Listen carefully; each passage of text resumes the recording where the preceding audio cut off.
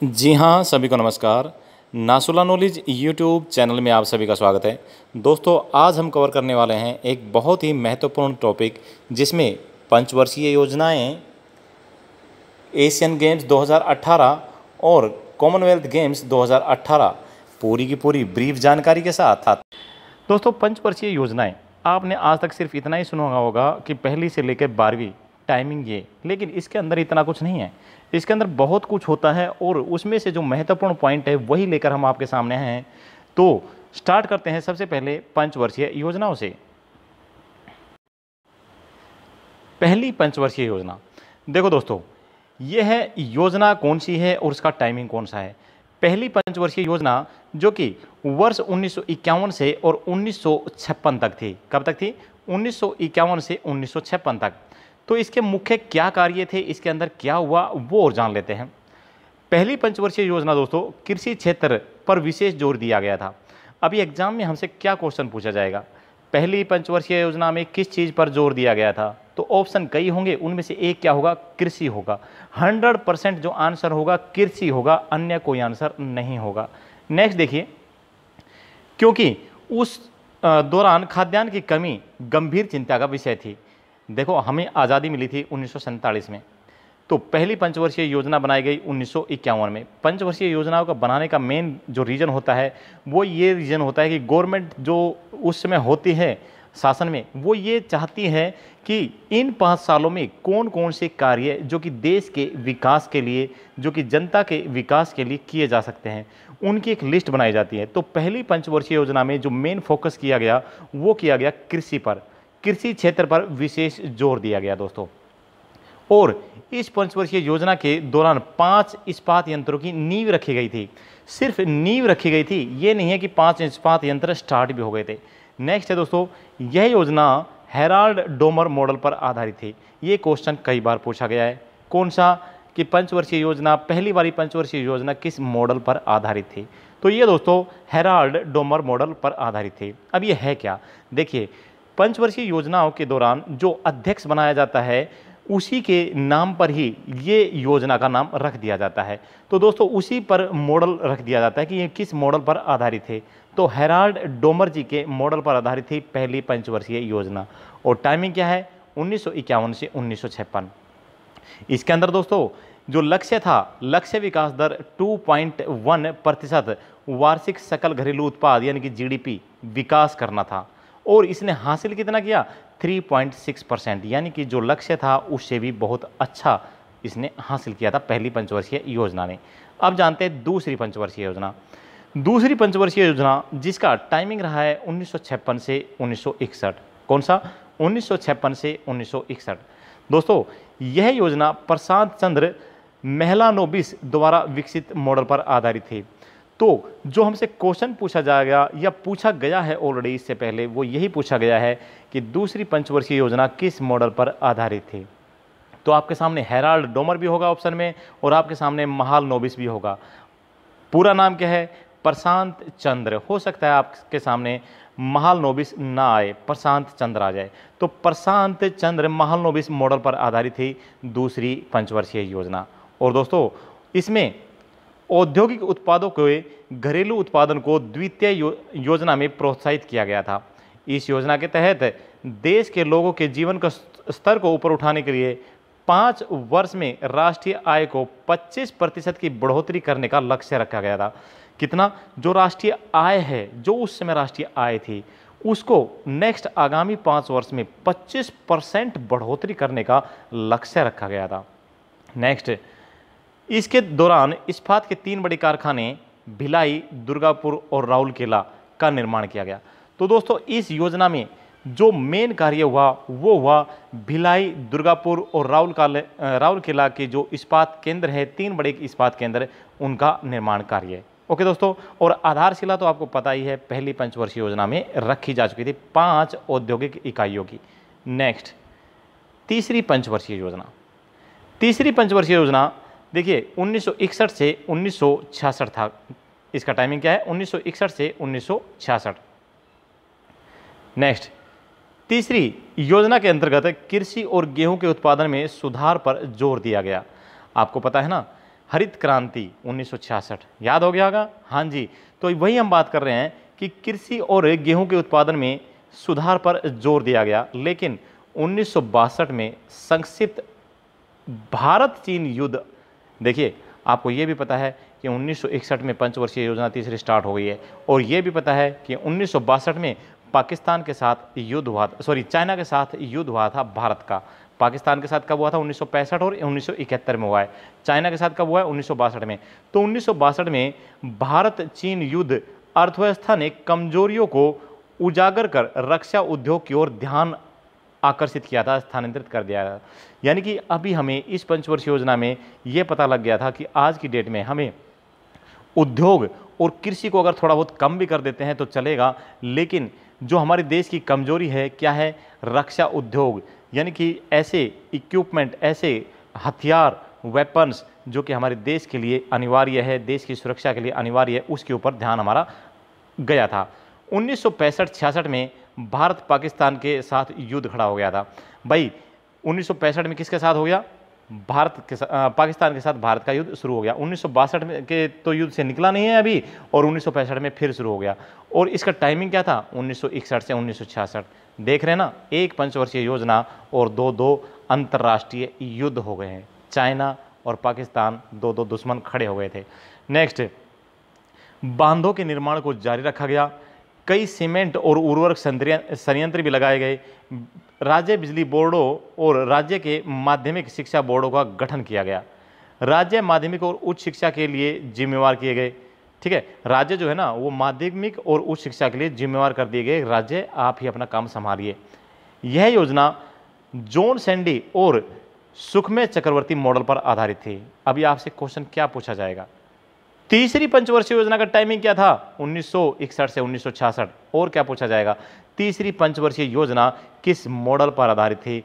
अब ये इसका आंसर हो जाएगा दोस्तों जॉन सैंडी और सुखमय चक्रवर्ती मॉडल पर। क्या हो जाएगा? जॉन सैंडी और सुखमय चक्रवर्ती मॉडल पर। नेक्स्ट क्या है इसमें देखिए, इस योजना के बाद 1967 से 1969 तक कोई नई योजना लागू नहीं की गई। भाई क्यों नहीं की गई? क्योंकि ये जो योजना थी 1961 से 1966, इसके अंदर दो युद्ध हो गए हैं, दो अंतर्राष्ट्रीय वार हो गए हैं, और इस योजना का जो टारगेट था उसी को पूरा नहीं किया गया।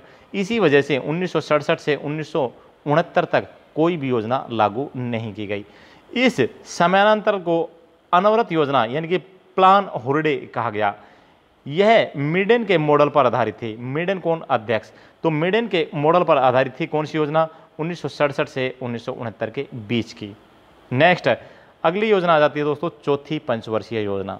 5 वर्षों की ऐसी योजना जो कि विशेष उद्देश्य से तैयार की जाती है कि देश की ग्रोथ के लिए, देश के डेवलपमेंट के लिए, जनता के विकास के लिए, वो कहलाती है पंचवर्षीय योजना। ठीक है दोस्तों, अभी पढ़ लेते हैं चौथी पंचवर्षीय योजना। इसका टाइमिंग है 1969 से 1974। कब? 1969 से 1974। इसमें क्या हुआ था वो भी देख लेते हैं। देखिए, इस समय इंदिरा गांधी प्रधानमंत्री थी, आप सभी जानते हैं। इंदिरा गांधी सरकार ने 14 प्रमुख राष्ट्रीय बैंकों को एकीकृत किया। 1969, याद आ गया होगा ना, 14 बैंकों का राष्ट्रीयकरण किया गया था। कब किया गया? 1969 को। और हरित क्रांति के क्षेत्र में उन्नत हुई। 1971 चुनाव के समय इंदिरा गांधी ने गरीबी हटाओ का नारा दिया था। भाई गरीबी हटाओ का नारा आ गया कि कब दिया गया? 1971 के चुनाव के समय दिया था। किसने दिया था? इंदिरा गांधी ने दिया था। किसने? इंदिरा गांधी ने दिया था। नेक्स्ट, भारत भी 1974 में बंगाल की खाड़ी में 7वें बेड़े के संयुक्त राज्य अमेरिका तैनाती के जवाब में आंशिक रूप से मुस्कुरा बुद्ध भूमिगत परमाणु परीक्षण समर्थन किया था। आप जानते हैं ना, भारत ने परमाणु परीक्षण कब किया है? 1998 में। इसके पहले कब किया था? पहला परमाणु परीक्षण कब किया था? कब किया था? 1974 में। ये उसी की बात कर रहा है। और लक्ष्य वृद्धि क्या था? इस योजना का जो लक्ष्य वृद्धि था 5.6% और वास्तविक वृद्धि कितनी हुई थी? 3.3% हुई थी दोस्तों। ठीक है, हमारा जो लक्ष्य था इस योजना का वो क्या था? 5.6% था। 5.6%, ये जस्ट देख लीजिए ऊपर। हाँ जी, लेकिन लक्ष्य कितना? वास्तविक वृद्धि कितनी? लक्ष्य था 5.56 और 5.6 और वास्तविक वृद्धि कितनी हुई थी? 3.3% हुई थी। और यह योजना किसके मॉडल पर आधारित थी वो भी जानना जरूरी है। अभी तक सारी की सारी योजनाएं हम मॉडल पर आधारित जानते आए ना, तो इसे भी देख लीजिए, याद कर लीजिए।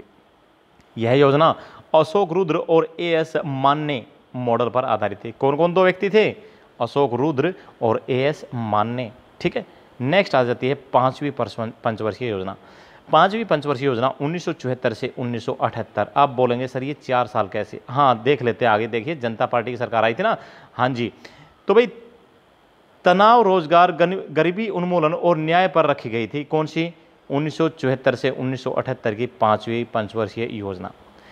योजना में कृषि उत्पादन, आत्मनिर्भरता पर जोर दिया गया। 1978 में नवनिर्मित यानी कि जो नई नई निर्वाचित हुई थी, कौन सी? मोरारजी देसाई सरकार ने इस योजना को अस्वीकार कर दिया। 1978 में आई थी, कौन सी सरकार आई थी? जनता पार्टी की सरकार।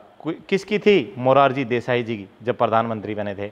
तो दोस्तों उन्होंने 1978 में इसे अस्वीकार कर दिया कि हम इस योजना को नहीं मानते। शुरू किसके समय में हुई थी? इंदिरा गांधी के समय में। ठीक है ना, तो उन्होंने इसको मना कर दिया, हम नहीं मानते। पर्यटन भी विस्तार किया गया। यह पंचवर्षीय योजना अपनी अवधि समय से 1 वर्ष पहले यानी कि 1978 में जनता पार्टी सरकार के द्वारा खत्म कर दी गई।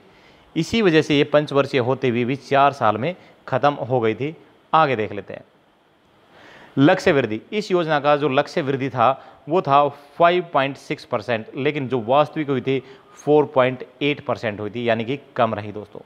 यह जो योजना सफल रही, विकास दर 4.4% और उपलब्धि दर 4.9% रहा दोस्तों। और मॉडल किस मॉडल पर आधारित थी? डीपी घर मॉडल पर आधारित थी दोस्तों। कौन सा? डीपी घर मॉडल पर। और मुख्य उद्देश्य क्या था? मुख्य उद्देश्य था गरीबी उन्मूलन। कौन सा था? गरीबी उन्मूलन, जो कि 1971 के चुनाव में ऑलरेडी इंदिरा गांधी के द्वारा दिया गया था नारा। कौन सा? गरीबी हटाओ का नारा। ठीक है दोस्तों, याद रहेगा। ओके, नेक्स्ट छठी पंचवर्षीय योजना देखिए, 1980 से 85। अभी आप बोलेंगे कि सर पहली वाली तो 1978 में फिनिश हो गई, 2 साल कहाँ गए? वो भी देख लीजिए। छठी योजना 2 बार तैयार की गई थी भाई। क्वेश्चन क्या आएगा? क्या आ चुका है पहले भी? कौन सी पंचवर्षीय योजना 2 बार तैयार हुई? छठी पंचवर्षीय योजना 2 बार तैयार हुई। छठी पंचवर्षीय योजना 2 बार तैयार की गई। जनता पार्टी द्वारा 1978 में खत्म किया था ना उसको, तो 1978 से 1983 यानी कि 5 साल का लक्ष्य रखा गया था कि ये 5 साल हमारे हैं भाई। लेकिन किसको पता कल सरकार गिर जाए, कब सरकार गिर जाए। ठीक है, तो 1978 से 1983 की अवधि के लिए जनता पार्टी सरकार द्वारा ये योजना बनाई गई। नेक्स्ट, परंतु 1980 में बनी इंदिरा की नई सरकार ने इस योजना को समाप्त कर दिया। भाई 1980 में फिर दोबारा इंदिरा गांधी की सरकार आ गई, तो उसने क्या बोला कि आपने हमारी योजना फिनिश की, हमने आपकी फिनिश कर दी, हम भी नहीं मानते आपकी योजना को। ठीक है, और नई छठी पंचवर्षीय योजना 1980 से 1985 को लॉन्च किया। किसने? इंदिरा गांधी सरकार ने। जनसंख्या को रोकने के क्रम में परिवार नियोजन को भी विस्तार किया गया। याद होगा ना, 1983-84 के आसपास कितने ही बंदों को जबरदस्ती घरों से निकाल कर, घरों की छतों पर से, खेतों से उठा के उनका क्या किया गया था? ऑपरेशन कर दिया गया था छोटा सा, ताकि परिवार नियोजन को बढ़ावा मिल सके, कम से कम जनसंख्या हो। ठीक है ना, जबरदस्ती हुआ था। किसने किया था? कांग्रेस पार्टी। कौन? इंदिरा गांधी जी। कोई नहीं बोलता उस समय क्या हुआ था। लेकिन आज अगर सरकार लेके आ रही है नियम, कौन सा? 2 ही बच्चे सबसे अच्छे, तो यही कांग्रेस पार्टी क्या बोलती है कि ऐसा आप क्यों कर रहे हो।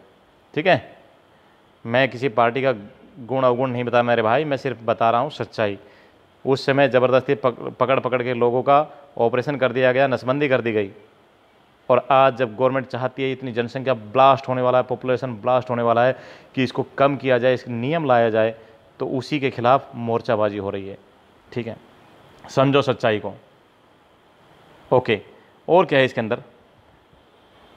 इस योजना में दोस्तों, इस योजना में आधुनिकीकरण शब्द का पहली बार प्रयोग हुआ। ये क्वेश्चन भी ऑलरेडी पूछा जा चुका है कि किस योजना के अंदर पहली बार आधुनिकीकरण शब्द का इस्तेमाल हुआ?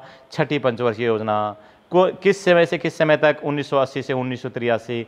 अब ये मत बोल देना श्रीमान कि 1978 से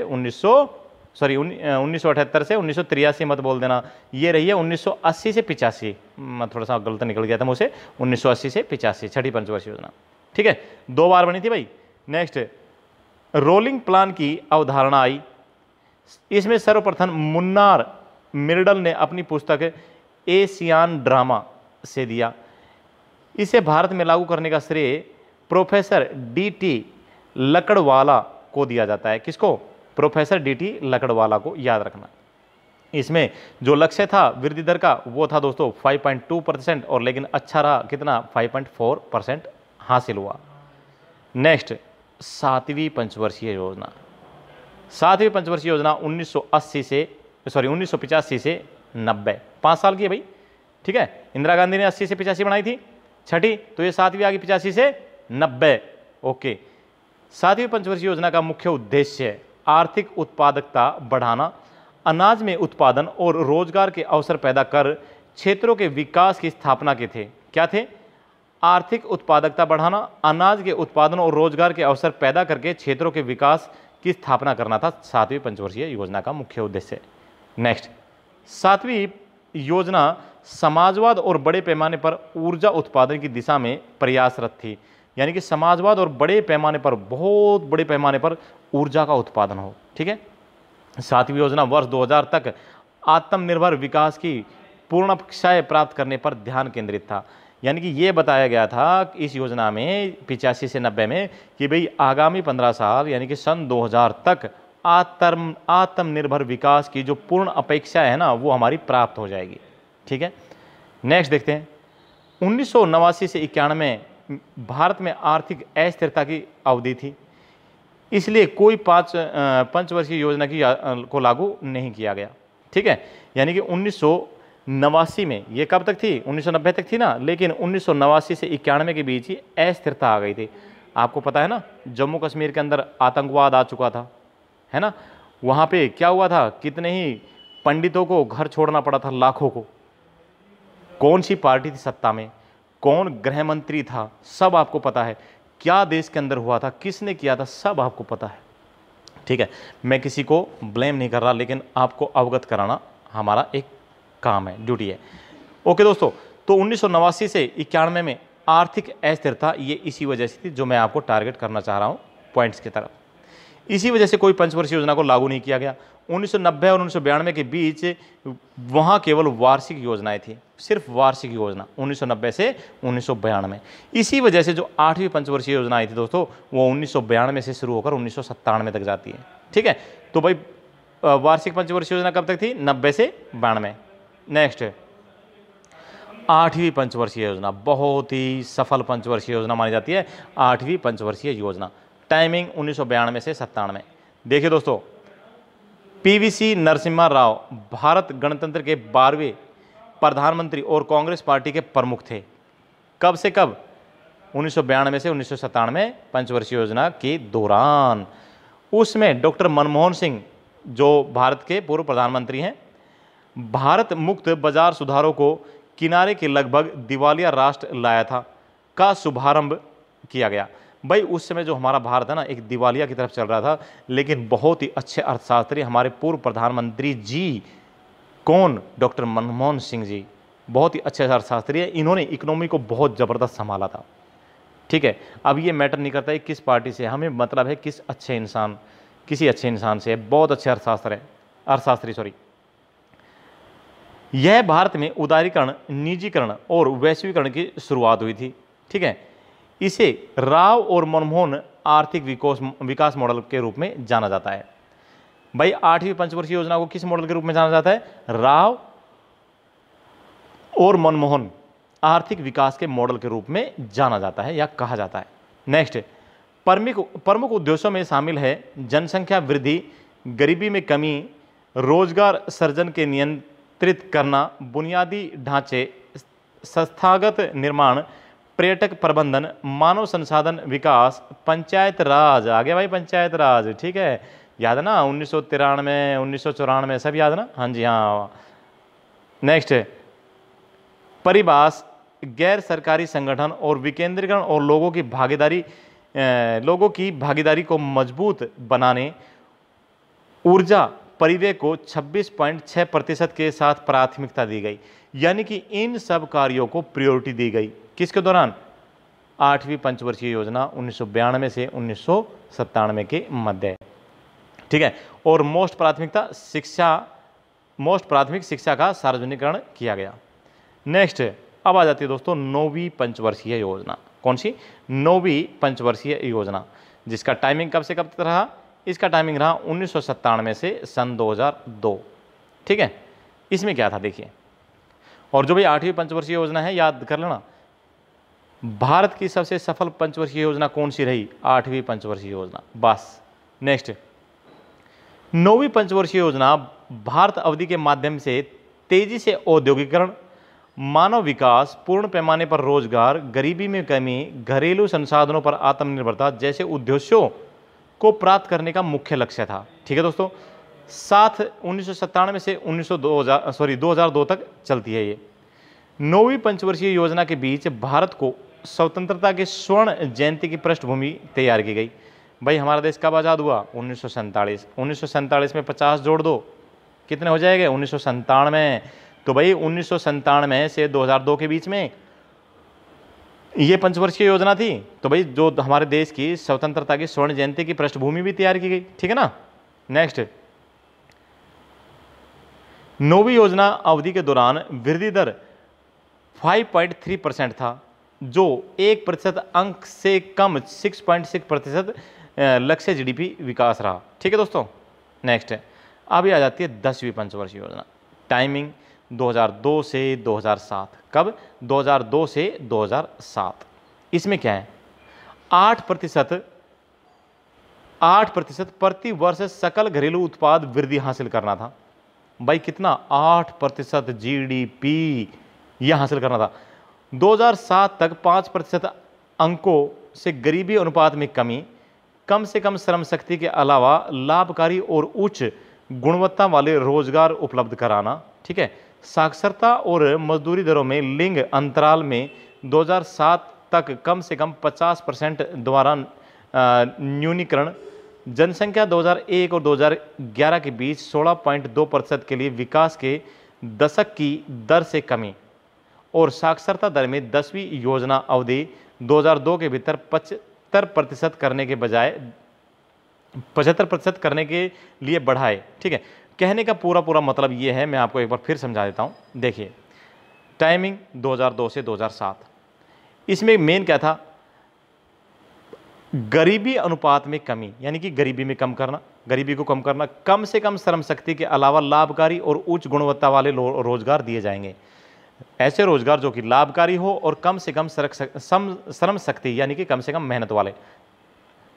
साक्षरता और मजदूरी दरों में लिंग अंतराल में 2007 तक कम से कम 50% द्वारा न्यूनीकरण, यानी कि साक्षरता को बढ़ावा दिया जाए और मजदूरी दरों में जो लिंग अंतराल है उसमें 50% तक न्यूनीकरण किया जाए, यानी कि नवीनीकरण किया जाए।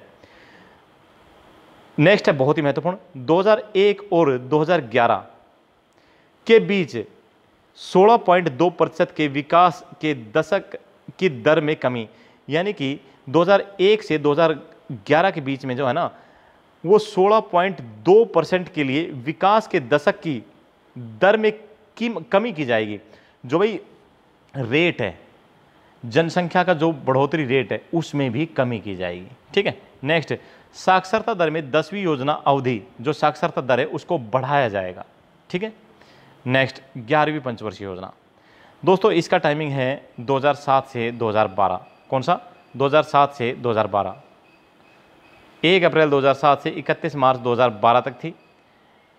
यह 10वीं योजना के 39,900.23 करोड़ ज़्यादा थी, यानी कि इसका जो इसके अंदर जो खर्चा करना था इस योजना में 10वीं योजना की अपेक्षा 39,900.23 करोड़ ज़्यादा खर्चा इसमें किया जाना था। कृषि वृद्धि दर 3.3%, उद्योग वृद्धि दर 8%, सेवा वृद्धि दर 8.9% और घरेलू उत्पाद वृद्धि दर 8%, साक्षरता 85% लाना था। साक्षरता 85% लाना था, लोगों को ज़्यादा से ज़्यादा साक्षर किया जाना था इस योजना के दौरान। ठीक है दोस्तों, ये इसके पूरे मुख्य लक्ष्य थे। उसमें भारत के प्रधानमंत्री मनमोहन सिंह जी थे। ठीक है। नेक्स्ट, 12वीं पंचवर्षीय योजना। यह योजना दोस्तों 2012 से 2017 के मध्य इसका टाइमिंग रखा गया। 1 अप्रैल 2012 से 31 मार्च 2017 तक चलने वाली 12वीं पंचवर्षीय योजना में सालाना 10% यानी कि हर साल 10% की आर्थिक विकास दर जीडीपी को हासिल करना का लक्ष्य रखा गया। वैश्विक आर्थिक संकट पर असर भारतीय अर्थव्यवस्था पर भी पड़ा। जो भाई वर्ल्ड में आर्थिक संकट आ रहा था उस समय 2012 के आसपास, तो उसका जो है भारतीय इकोनॉमी के ऊपर भी बहुत बड़ा प्रभाव पड़ा था। इसी के चलते 11वीं पंचवर्षीय योजना में आर्थिक विकास की जो रफ्तार है वो 9% से घटकर 8.1% करने का लक्ष्य रखा गया था। दोस्तों, जो 12वीं पंचवर्षीय योजना हमारी 2017 में ख़त्म होनी थी, जो उसका विकास लक्ष्य दर था वो हासिल नहीं हो पाया। इसी वजह से 2017 के बाद अभी तक कोई भी पंचवर्षीय योजना नहीं आई है, इसे भी आप ध्यान रखेंगे। ठीक है, ये तो था हमारा टॉपिक पंचवर्षीय योजनाओं से संबंधित। अभी हम जानते हैं एशियाई खेल। एशियाई खेल बहुत ही महत्वपूर्ण टॉपिक है। इसमें नॉर्मल जानकारी है, पढ़ने से ही सारा आपको याद हो जाएगा और यहीं से आपके खरे खरे सटे सटे क्वेश्चन बन जाते हैं जो आपको 1-2 नंबर दिला देंगे। ओके, तो देख लेते हैं। एशियाई खेल एशिया की सबसे बड़ी प्रतियोगिता है, आप सभी को पता है। एशियाई खेलों को संक्षिप्त रूप में एशियाड के नाम से जाना जाता है। अगर हमारे एग्जाम में आ जाए एशियाई खेलों को संक्षिप्त रूप में किस नाम से जाना जाता है, तो ऑप्शन होगा एशियाड, एशियाड गेम्स। ठीक है, यह प्रतियोगिता प्रत्येक 4 वर्षों के अंतराल में आयोजित की जाती है। क्वेश्चन क्या बनेगा कि एशियाई खेल कितने सालों के बाद में कराए जाते हैं? 4 साल के बाद में। ठीक है, इसका आयोजन स्थल एशियाई खेल महासंघ के सदस्य देशों के द्वारा बारी बारी से निर्धारित किया जाता है। यह प्रतियोगिता एशियाई देशों की आपसी समानता और एकता के रूप में संपूर्ण विश्व में जानी जाती है। ठीक है, एशियाई देशों की। ठीक है दोस्तों, नेक्स्ट, इन खेलों का नियमन एशियाई ओलंपिक परिषद द्वारा अंतर्राष्ट्रीय ओलंपिक परिषद के पर्यवेक्षण में किया जाता है। प्रत्येक प्रतियोगिता में प्रथम स्थान के लिए स्वर्ण, दूसरे स्थान के लिए रजत और तीसरे स्थान के लिए कांस्य पदक दिया जाता है। नेक्स्ट, वेरी इंपॉर्टेंट, इसकी शुभारंभ, इसका जो स्टार्टिंग है 1951 में हुआ था। प्रथम एशियाई खेलों का आयोजन हमारे देश दिल्ली में, हमारे देश भारत में दिल्ली में हुआ था, राजधानी दिल्ली के अंदर। कब हुआ था? 1951 में हुआ था। इसके बाद भारत में कब हुआ दोबारा से? 1982 में फिर से हुआ है। ठीक है दोस्तों, एशियाई खेलों के नवीनतम संस्करण का आयोजन यानी कि जो पिछला संस्करण हुआ है वो 2018 में हुआ है दोस्तों, और आगामी कब होगा? 2022 में होगा। तो पिछला संस्करण कहाँ हुआ है? 2018 में संपन्न हुआ है। अगला संस्करण 2022 में चीन के हांगझोउ नगर में आयोजित किया जाएगा। कहाँ होगा? चाइना में होगा 2022 में। अभी देख लेते हैं एशियाई खेलों में भारत का क्या रोल रहा है दोस्तों। जानते हैं 18वां जो संस्करण हुआ था उसके बारे में। ठीक है, देखिए, जो पिछला एशियाई खेल हुआ था 18वां संस्करण में भारतीय ओलंपिक संघ ने भारत से 527 सदस्यों के दल को भेजा था।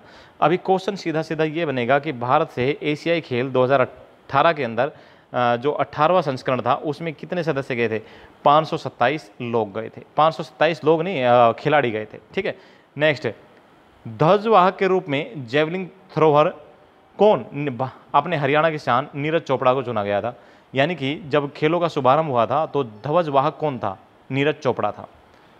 18वें एशियाई खेलों यानी कि एशियन खेलों का आयोजन इंडोनेशिया की राजधानी जकार्ता में 18 अगस्त से 2 सितंबर तक किया गया था। ठीक है भाई, कहाँ हुए थे? जकार्ता में हुए। कब से कब तक? 18 अगस्त से 2 सितंबर तक इन खेलों का आयोजन किया गया। नेक्स्ट, एशियाई खेल 2018 का आयोजन इंडोनेशिया के जकार्ता और पालेमबांग में किया गया था, यानी कि 2 जगह पर इनका आयोजन हुआ था। गौरतलब है कि यह पहली बार हुआ जब एशियाई खेलों का आयोजन 2 शहरों में किया गया। इससे पहले 2 शहरों में नहीं हुआ था। एशियाई खेल 2018 के उद्घाटन समारोह में भाला फेंक नीरज चोपड़ा ने भारतीय दल की अगुवाई की थी और समापन समारोह में भारत की ध्वजवाहक महिला हॉकी टीम की कप्तान रानी रामपाल, यानी कि दोनों के दोनों हरियाणा की शान ही रहे थे, समापन में भी और ओपनिंग में भी। ठीक है, नेक्स्ट, 18वें एशियाई खेलों के 3 शुभंकर थे दोस्तों। कौन कौन?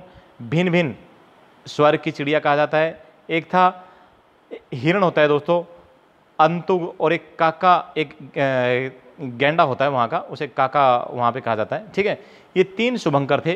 कब? एशियाई खेल 2018 में 18वें संस्करण के दौरान। ये तीनों शुभंकर देश के पूर्वी, पश्चिमी और मध्य क्षेत्र का प्रतिनिधित्व करते हैं। किसका? जकार्ता।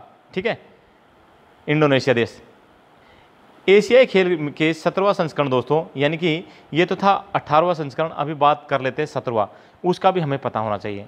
दक्षिणी कोरिया में हुआ था उसका आयोजन। ठीक है दोस्तों, इस प्रतियोगिता में भारत ने कुल 57 पदक जीते, जिनमें 11 स्वर्ण, 10 रजत और 36 कांस्य पदक शामिल थे। किसमें? जो 17वां संस्करण हुआ था उसमें। लेकिन 18वें संस्करण में भारत ने कितने पदक जीते? 69। ठीक है, कितने? 69 पदक जीते, 15 गोल्ड, 24 सिल्वर और 30 कांस्य पदक जीते। और अंक तालिका में 8वें स्थान पर रहा था कौन? भारत। एशियाई खेल 2018 के अंदर 8वें स्थान पर रहा था। ठीक है, उल्लेखनीय है कि इस प्रदर्शन के साथ ही भारत ने 2010 में सबसे ज़्यादा पदक हासिल करने के 2010 के अपने रिकॉर्ड को ही तोड़ दिया था। भाई 2010 में जो है ना अपना रिकॉर्ड बनाया था, उसी को ही तोड़ दिया था। अभी इसमें क्या है, इन खेलों में 2018 खेलों में हरियाणा के खिलाड़ियों ने जो पदक दिलाए वो है 17। टोटल पदक कितने? 17। गोल्ड कितने? 6, सिल्वर 2 और ब्रॉन्ज 9 हासिल किए थे एशियाई खेल 2018 में हरियाणा ने। इंडिया ने 69 पदक हासिल किए थे, 69 में से 17 किसके हैं? हरियाणा के। तो 17 में से 6 गोल्ड, 2 सिल्वर और ब्रॉन्ज कितने? 9। अभी जान लेते हैं दोस्तों कि ये गोल्ड किस किस ने दिलवाया था। ठीक है, देखिए, बजरंग पुनिया ने कुश्ती का प्लेयर झज्जर से, विनेश फोगाट कुश्ती प्लेयर बलाली चरखी दादरी की, नीरज चोपड़ा भाला फेंक पानीपत का, अपरिंदर सिंह ट्रिपल जंप सोनीपत के और अमित पंघाल बॉक्सर रोहतक के दोस्तों। ठीक है, इसके अलावा मनजीत सिंह 800 मीटर दौड़ में इन्होंने गोल्ड पदक हासिल किया है। ठीक है, नेक्स्ट आता है रजत पदक। लक्ष्य सोराण शूटिंग में जींद के और संजीव राजपूत शूटिंग में यमुनानगर के। आगे जान लेते हैं,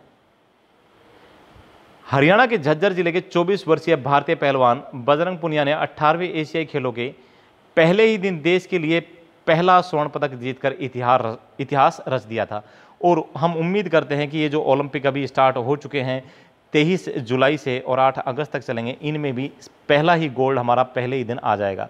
और हरियाणा के 31 जो खिलाड़ी वहाँ पर पहुँचे हैं, 31 गोल्ड तो ये फिक्स है। और इसके अलावा जो इंडिया के जो खिलाड़ी पहुँचे टोटल, वो मैक्सिमम गोल्ड लेकर आएंगे, ये एक दुआ करते हैं।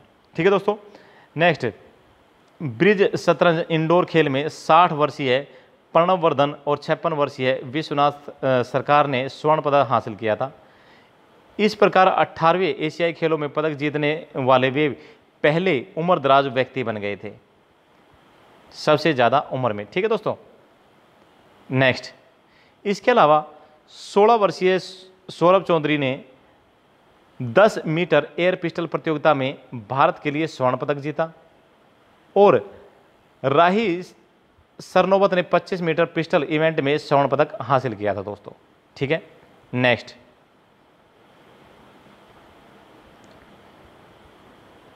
धाविका हिमा दास ने महिला 400 मीटर में नए राष्ट्रीय रिकॉर्ड के साथ रजत पदक जीता था और उन्होंने अपना ही रिकॉर्ड तोड़ दिया था।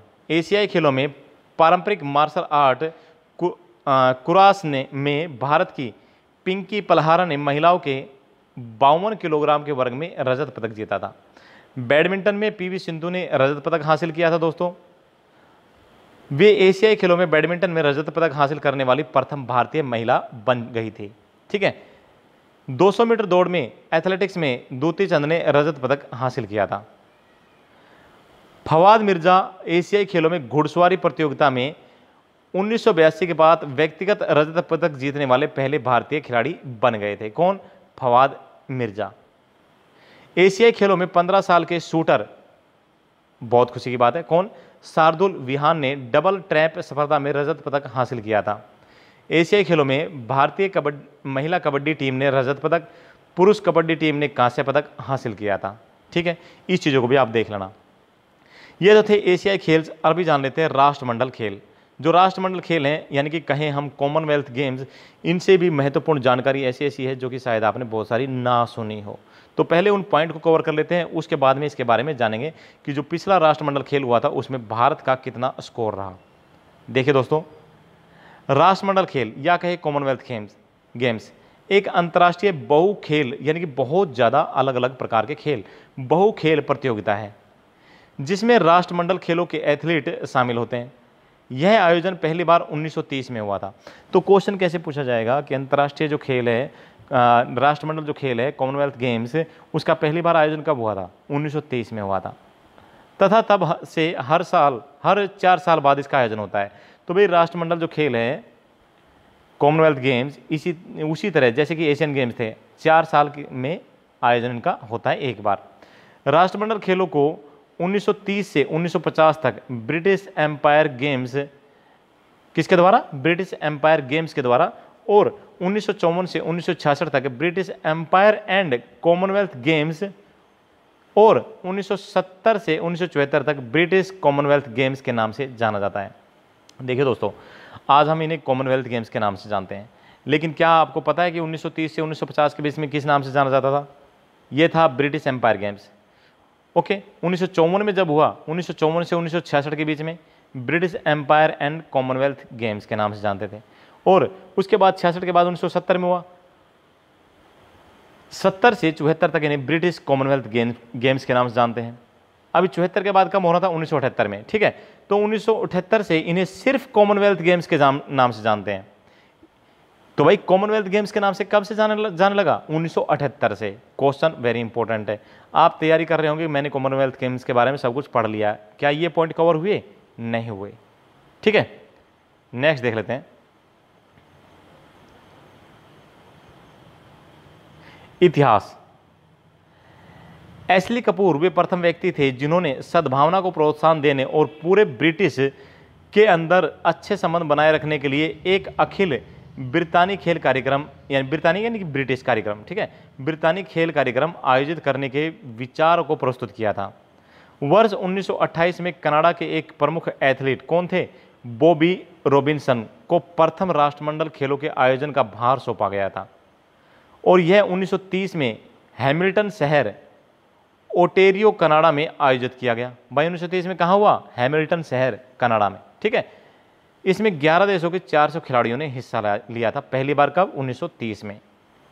तब से हर 4 वर्ष में राष्ट्रमंडल खेलों का आयोजन किया जा रहा है। अभी जान लेते हैं इसके बारे में, मेन पॉइंट कौन सा? 21वां जो राष्ट्रमंडल खेल हुआ है उसके बारे में, ठीक है। देखिए दोस्तों, 21वें से पहले हुआ था 20वां कॉमनवेल्थ गेम्स, यानी कि राष्ट्रमंडल खेल। 20वां जो कॉमनवेल्थ गेम्स हुआ था 2014 में इनका आयोजन हुआ था। कहाँ हुआ था? स्कॉटलैंड के ग्लासगो शहर में हुआ था। और 21वां राष्ट्रमंडल खेल का जो आयोजन ऑस्ट्रेलिया के गोल्ड कोस्ट में 4 से 15 अप्रैल 2018 के बीच में हुआ था। इसका उद्घाटन गोल्ड कोस्ट सिटी के द्वारा करारा स्टेडियम में 4 अप्रैल 2018 को हुआ, और समापन कब हुआ? 15 अप्रैल 2018 को। दोस्तों, ऑस्ट्रेलिया ने 5वीं बार राष्ट्रमंडल खेलों की मेजबानी की थी। उस समय कितने बार कर चुका ऑस्ट्रेलिया? 5 बार राष्ट्रमंडल खेलों की मेजबानी कर चुका है। 2022 में जो अगले दोस्तों 22वां जो संस्करण होगा राष्ट्रमंडल खेलों का, वो कब होगा? 2022 में होगा। 2022 के राष्ट्रमंडल खेल इंग्लैंड के बर्मिंघम शहर में 27 जुलाई 2022 में स्टार्ट हो जाएंगे, ठीक है। ओके, अगला देख लेते हैं। अभी जो 2018 में 21वां राष्ट्रमंडल खेल हुआ था दोस्तों, 2018 में 21वां राष्ट्रमंडल खेल हुआ था, उसका ध्येय वाक्य क्या था? शेयर द ड्रीम था। शुभंकर क्या था? बारहवीं पक्षी था। उद्घाटन जो भारत की तरफ से उद्घाटन के अंदर ध्वजारोहण किया गया था, ध्वजवाहक था, जो ध्वज को लेके चला था, यानी कि चली थी पीवी सिंधु थी, और समापन के समय में जो ध्वज लेके चली super mom MC Mary Kom थी, ठीक है। नेक्स्ट, इस तरह कॉमनवेल्थ गेम्स 2018 में भारत ने, भाई 2018 के अंदर जो 21वां कॉमनवेल्थ गेम्स हुआ था उसमें भारत ने 26 स्वर्ण, 20 रजत और 20 कांस्य पदक हासिल किए थे। टोटल कितने? 66। ये तो है कॉमनवेल्थ में। और एशियन में कितने हासिल किए थे? 69 किए थे, ठीक है। और यहाँ कितने? 66 पदक जीतने में कामयाबी प्राप्त की। भारत का यह प्रदर्शन पिछली बार हुए ग्लासगो कॉमनवेल्थ के मुकाबले काफ़ी अच्छा था। पिछली बार भारत ने 15 स्वर्ण, 30 रजत और 19 कांस्य पदक के साथ 64 पदक हासिल किए थे। और इस बार कितने किए हैं? 66। लेकिन इन 66 में क्या है? 26 गोल्ड है, ठीक है। 2022 में राष्ट्रमंडल खेल बर्मिंघम इंग्लैंड में इनका आयोजन किया जाएगा। 2022 में क्या होंगे? राष्ट्रमंडल खेलों का आयोजन इंग्लैंड के बर्मिंघम। ओके, अभी देखते हैं किसने दिलाई स्वर्णिम कामयाबी। तो कौन कौन से ऐसे खिलाड़ी हैं जिन्होंने स्वर्णिम कामयाबी दिलाई है? किसको? हमारे देश को। हरियाणा के 32 खिलाड़ियों में से 22 ने जो पदक जीते। हरियाणा कितने खिलाड़ी गए थे? 32 गए थे, जिसमें से 22 क्या है? मेडल लेके आए। देखिए, जब हम लगातार बोलते हैं ना, लगातार बोलते हैं, अभी मेरे को बोलते बोलते 40 मिनट हो गया है, तो हमारी जबान क्या है, जी मुड़ जाती है, थोड़ी सी तोतला जाती है, तो उस चीज़ को फील नहीं करना है, ठीक है। देसी आप, देसी मैं, देसी बातें हैं। तो भाई 22 पदक दिलाए हरियाणा ने, जिसमें से 9 गोल्ड, सिल्वर कितने? 6 और ब्रॉन्ज कितने? 7 थे। अभी देख लेते हैं इनका एक थोड़ा सा बायोडाटा। जेवलिंग थ्रो में नीरज चोपड़ा, बैडमिंटन में टीम सफलता के अंदर शामिल किया था, और साइना नेहवाल, हरियाणा की तरफ से साइना नेहवाल थी, ठीक है। नेक्स्ट आ जाता है दोस्तों बॉक्सिंग।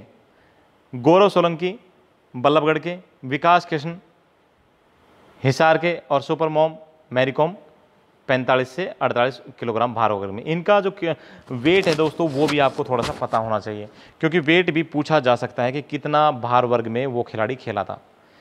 नेक्स्ट निशानेबाजी में Jitu Rai 10 metre air pistol, Anees 25 metre, Sanjeev Rajput 50 metre 3 position, Jagadhri Yamunanagar के रहने वाले, मनु भाकर 10 मीटर झज्जर की रहने वाली, हिना सिद्धू 25 मीटर, तेजस्विनी सावंत 50 मीटर, और दोस्तों श्रेयसी सिंह महिला डबल ट्रैप में इन्होंने हिस्सा लिया था और मेडल जीत के लेके आए। फिर है टेबल टेनिस। टेबल टेनिस में दोस्तों मनिका बत्रा, ठीक है, और भारतीय पुरुष और महिला टीम ने इसमें मेडल हासिल किए हैं। नेक्स्ट है वेट लिफ्टिंग। वेट लिफ्टिंग में कौन कौन से प्लेयर थे दोस्तों? वेट लिफ्टिंग के अंदर सतीश कुमार शिवलिंगम, वेंकट राहुल रगला, मीराबाई चानू, संजीता चानू और पूनम यादव। नेक्स्ट कुश्ती। कुश्ती में सुमित मलिक जो है इस बार नहीं जा रहे हैं ओलंपिक में, पिछली बार ये मेडल लेके आए थे, ठीक है, डोप टेस्टिंग में शायद फंस गए हैं। सुमित मलिक हैवी वेट में खेलते हैं, और राहुल अवारे, बजरंग पुनिया, सुशील कुमार और विनेश फोगाट, दोस्तों ये हैं जो कि गोल्ड लेकर आए हैं खिलाड़ी। दोस्तों आज के टॉपिक में हमने बहुत ही फास्ट 3 टॉपिक को कवर किया है, जिसके अंदर सबसे पहले हमने कवर किया पंचवर्षीय योजना, उसके बाद एशियन गेम्स, उसके बाद कॉमनवेल्थ गेम्स। आशा है कि आपको पसंद आया होगा। देखिए, मैं सिर्फ इतना कहना चाहूँगा कि आप लोग लैंग्वेज, भाषा के ऊपर मत जाइए किस पे, कि आपको जो कंटेंट दिया गया है क्या वो आपके काम का है, बस। और ये सारा का सारा हमने कवर कहाँ से किया है? आपकी अपनी पुस्तक हरियाणा मुस्कान से। अगर आप इसकी PDF चाहते हो तो PDF की कोई रिक्वायरमेंट नहीं है, आप इसकी हार्ड कॉपी ले लो। कहाँ से? मार्केट से। हरियाणा मुस्कान जो बुक है वो रोहतक, झज्जर, रेवाड़ी और गुरुग्राम, इन 4 जिलों में अवेलेबल है सदर मार्केट में। इसके अलावा अगर आपको अवेलेबल नहीं हो पाती है तो आप व्हाट्सएप नंबर 8727090308 के ऊपर कॉन्टैक्ट करके बुक को मंगा सकते हैं, या अमेजन के ऊपर हरियाणा मुस्कान जो बुक को सर्च कर सकते हैं, HARYANA हरियाणा MUSKAAN नाम से सर्च करेंगे, बुक आपके सामने आ जाएगी। ओके दोस्तों, थैंक यू, जय हिंद, जय भारत, वंदे मातरम। आपका दिन शुभ रहे, आप स्वस्थ रहें।